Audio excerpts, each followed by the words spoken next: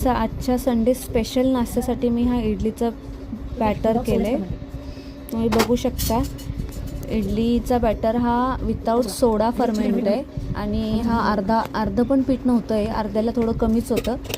पण हे रात्रभर इतकं फर्मेंट झालं आहे की डबल झाले आणि मी हे पूर्ण पीठ वापरत नाही, मी हे काढून ठेवते.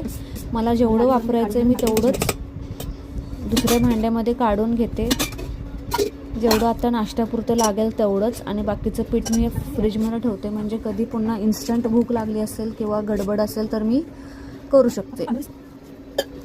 त्याच्यासाठी मी ह्या पिठामध्ये थोडीशी मीठ आणि पाणी टाकते आणि त्याला चांगलं मिक्स करून घेते.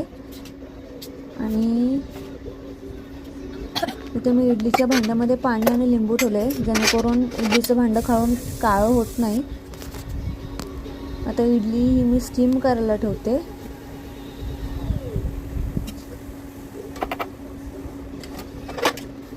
इडली स्टीम होईपर्यंत मी साईड बाय साईड चटणीची प्रिपरेशन करते. चटणीमध्ये मी खोबरं, भाजकी चण्याची डाळ आणि शेंगदाण्याचं कूट, आणि आम्हाला माझ्या घरी स्पायसी लागतं त्यामुळे मी भरपूर मिरच्या टाकते आणि थोडंसं मीठ आणि थोडीशी साखर टाकून चटणी चांगली मिक्सरला वाटून घेते.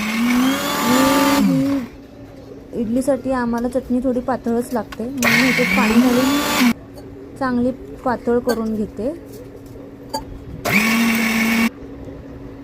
अजून एकदा ह्याच्यात पाणी टाकून पुन्हा एकदा मिक्स करून घेते. तुम्ही बघू शकता माझी चटणी आता तयार झाली आहे.